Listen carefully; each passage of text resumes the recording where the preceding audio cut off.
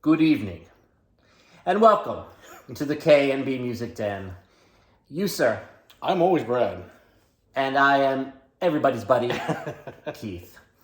Thank you for joining us, and we're going to be very, cerebral and very serious for this video. We're going to try something new.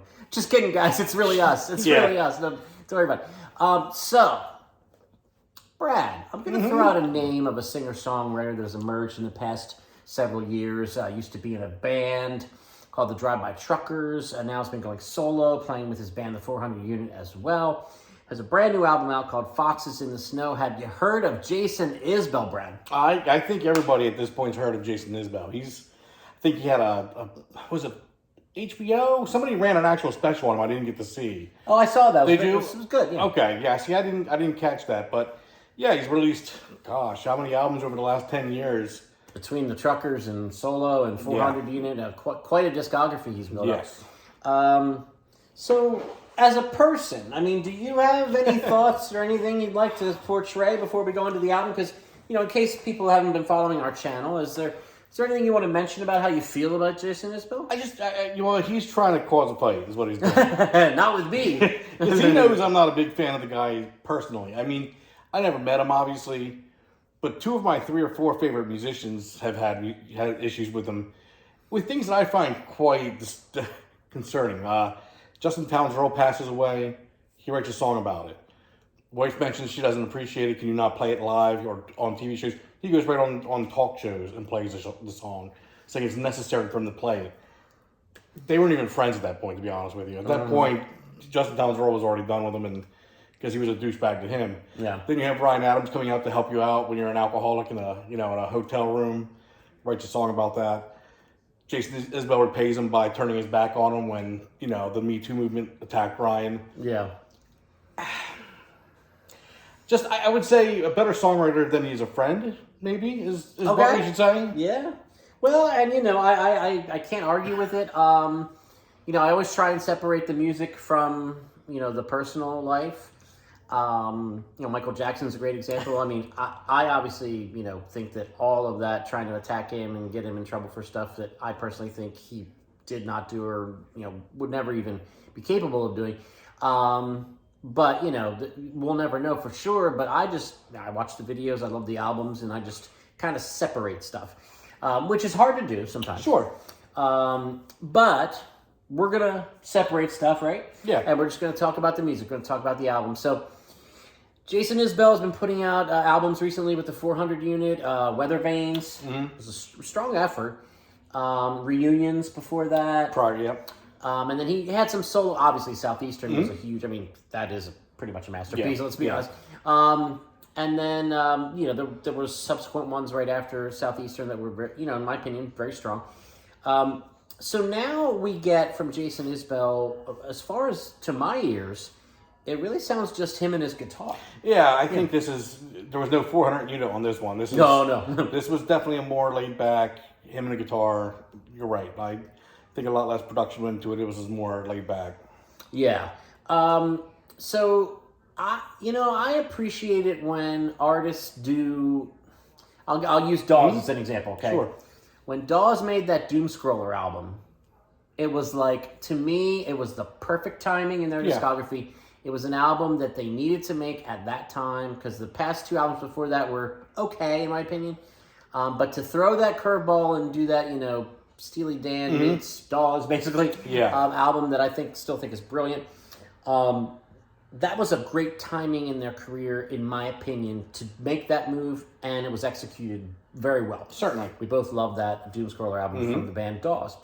So I'll use that as an example. So for me, this Foxes in the Snow album from Jason Isbell was perfect timing, because he's been doing the 400 Unit stuff for a while. It's been doing very well. He seems to be getting more and more popular.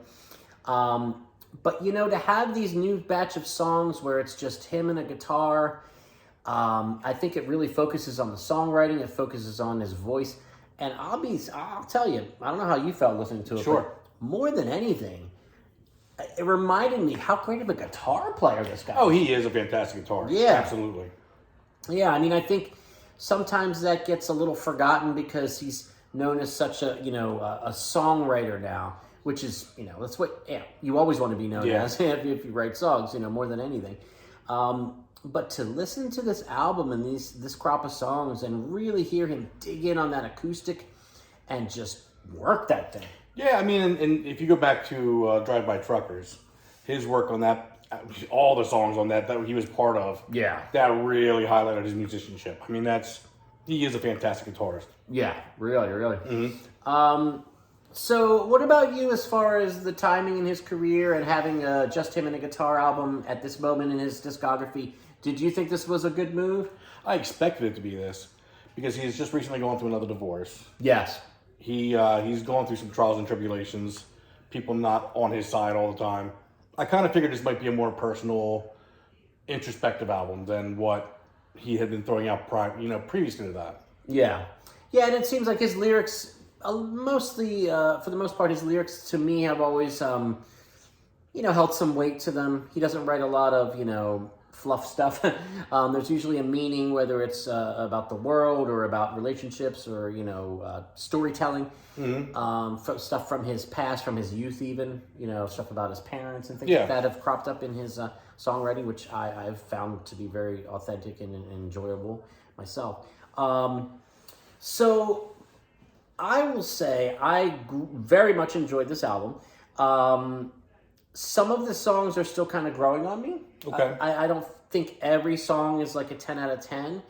But the strongest songs on the album, and there are plenty, I think are really great, to be honest with you. What say you? Yeah, I mean, there's some highlights for sure on this album.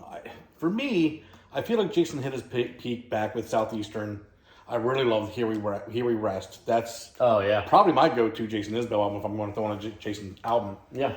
But since, I think it was 24 Frames. What was the name of that album? Somewhere Other Than Free. Yes. Yeah. I couldn't remember the name of that album. But that was the last album where I really dove in and loved the album. That was right after Southeastern, right? It was, yeah. This album, again, I think we mentioned it on a previous album that Jason kind of has a paint-by-numbers sound to a lot of his music now. I feel like when everything's coming as far as hooks, choruses, leads, like everything just has a sound to it. Now, I did appreciate it's more stripped down this time. Yeah. And I appreciate that it was, I think it was supposed to be very introspective and very, what's the word I'm trying to look for? I didn't find it as authentic as To me, a lot of the lyrics were inauthentic, I thought. Okay. It felt like a lot of things, he mentioned Tennessee quite a bit, he mentioned doing this quite a bit. Some of it felt like... rehash? Yeah. I mean, he hit a lot of the same topics multiple times, and which is fine sometimes. Yeah. But I don't know that it's like he straddles this thing between biographic and storytelling, and you can't tell where he's blurring the line, and sometimes it just comes off, man, I don't know how to... No, you're explaining it. Yeah, I'm following what you're saying. Like he's telling a story about himself that's not accurate, when maybe he's telling a song like Johnny Cash told about a girl named Sue or a boy named Sue. Yeah. So I don't know. It's been a while since I've been blown away by something, and this one didn't blow me away either. It's definitely better than Reunions, I thought. Mm-hmm. It's better than Weather Vanes, I thought. Okay. So for me, this is a step in the right direction. Okay. But it's not all the way back yet. Okay, fair. So by saying that, I mean, it seemed, in general, I mean, except for Here We Rest and stuff, but in general, since Southeastern, let's say, would you say you prefer him doing the solo stuff as opposed to being with the 400 unit? Typically. Okay. Typically, I do. Okay. Yeah. Now, there were songs like Gravelweed. I really enjoyed that song. Yes. Now I'm going to forget the name of the other song. The last song is fantastic. I think it's the one before the last song. Oh, how am I all of a sudden forgetting it? It was in my head. But there's two very strong tracks on this for me. Gravelweed and the other one that I... all of a sudden, yeah. Standouts. Okay. Now, again, there was other songs that are really good, I thought, on here. What about the opener, Bury Me? That's okay. It didn't stand out as much. Okay, I enjoy that one. It didn't stand out as much for me, but Gravelweed to me had a very... I don't know how to say. It almost sounded like old Jason Isbell for a minute. Yeah. You know what I mean? Yeah. It had a more... Oh, man, I'm having a hard time putting words to Jason's music tonight. But that was authentic to me. That one did feel more, in the Jason Isbell vein. And let me see. I know I got it written down here. Well, no, don't bother, because why don't you just look at the back of the Oh, album? you have the album. Yeah. Good while it lasted. And it was good while it lasted. Yeah. I really enjoyed that one as well. So we always like to say, when we do these reviews, would you buy this album on vinyl? Well, he did. Well, it's a yes for me.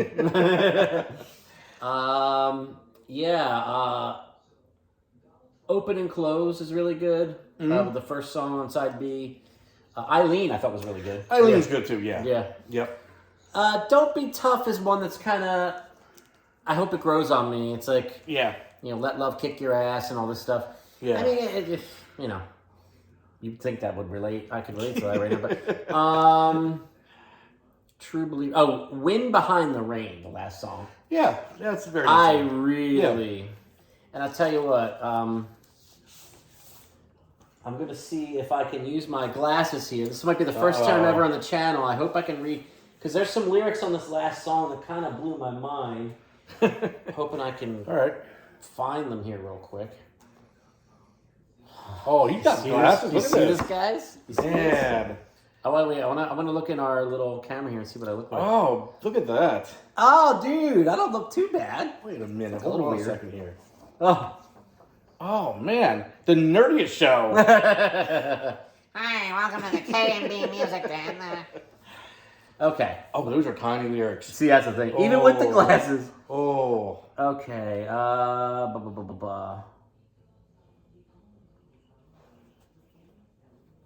Okay, here it is, I think. Yeah. I love you like the morning loves the afternoon, like the prairies love the plains. If you leave me now, I'll just come running after you. I'll be the wind behind the rain. I was digging that, dude. No, I mean, he's always had a way with words. Yeah. There was another... Oh, geez, I'm not going to take the time. I won't be able to find it. But there was a song, I think, on side A that was like, lyrically, I was like, woohoo. But, like I said, I wasn't blown away. Yeah. But, well, you were blown away enough to buy it. Yeah, because it's different, and again, I keep coming back to that guitar playing. I mean, the way he's working that fretboard on that acoustic, it's like, wow. I mean, some of the songs, especially with him, playing that well and melodically, lyrically, arrangement. I got some old school country vibes on some of these tunes. And I felt that too. That was definitely, I think, a leaning he was trying to have on the album. Yeah. I think that kind of crossed pretty well. Yeah, I think the way he was trying to put it out there as an older sounding album based on just an acoustic album, sounding like maybe 70s country, I think he hit the mark. Yeah, I really do. Yeah. Yep. So you wouldn't buy it on vinyl, though, would you? Oh man, I need him to apologize to Justin Townsend's wife first. But I mean, maybe. I mean, if I see it for a good deal somewhere, I might pick it up. Yeah. Speaking of Here We Rest, I can't believe I was so stupid I didn't buy it. I know, I'm positive I have it on CD, and that's probably why I didn't buy it. But I think I saw Here We Rest once somewhere on vinyl for $20, still in the shrink wrap. And I didn't buy it. That's not a good move. That's not a good move, man. That was a mistake. I think I know. I think I know where it was. I might go back and see. You might have to pee because man, that's that was a dumb move, man. With all my misgivings about him, that is still a fantastic album. I mean, that album. Yeah. So, folks, if you're an Isbell fan, you probably are if you're watching this. Let's be honest. What do you think of the new album? How does it compare? I mean, Weathervane's got really, really high marks, and Reunions did too. So he's been getting high marks pretty consistently throughout his career. Yeah. So do you think this was a good move for him at this time to just be, hey, this is me, my songs, and a guitar and my voice? I think by the way, speaking of his voice, on a couple songs towards the beginning, when I first heard this album, I was kind of like listening. I was like, it almost sounded like he sounded a little bit different the way he was singing. And I wasn't sure if he was trying to, maybe a little too hard to have that authentic country sound. I didn't pick up on that. And I'm probably wrong about this, but there were moments here and there where just because it is him and the guitar, I was listening and I was like, is that auto-tuned? It could be. But It could be. that being said, I mean, as I got further into the album and immersed myself in it, it's not like I was sitting here thinking like, oh, this is all like processed and fooled with and, you know, fake. No, I didn't feel that way at all. So I'm not sure why I mentioned that. But, so, well, you know, I had to find something to complain about. But no, I mean, overall, I was really pleased. You know, I think, you know, I think he'll probably go back to the 400 unit for the next one, I'm thinking. Sure, and that's good timing. And, you know, of course, him and a guitar has been featured on albums with the 400 unit, obviously. Yep. And, you know, but yeah, this is kind of like, now, how does this album differ to you to comparing it back to his masterpiece, Southeastern? The songs aren't as strong. Okay. I mean, that's it. Southeastern was just a knockout. Yeah, it really is. I mean, song after song after song was just a hit. So, I mean... Yeah. I would agree with that. That's really all it comes down to for me. Yeah, I would agree with that. I think this one needs to be more of a grower for me. Whereas Southeastern... It was not. You popped it in and it was amazing. It didn't have to grow. I mean, it was fully grown. Yeah, exactly. First time Exactly. So, but yeah, let us know what you think of Foxes in the Snow, the new Jason Isbell album, which I have right over here. I like the artwork. Yeah, I do I like like the how artwork. it's the songs on the front and the back. And your lyrics are here, and then there's a nice picture of Jason in the studio there. So there you go. So let us know what you think. As always, he is Brad. I am your friend Keith. This is the K&B Music Den. Please like this video, share it on social media, subscribe to the channel, smash the bell for notifications.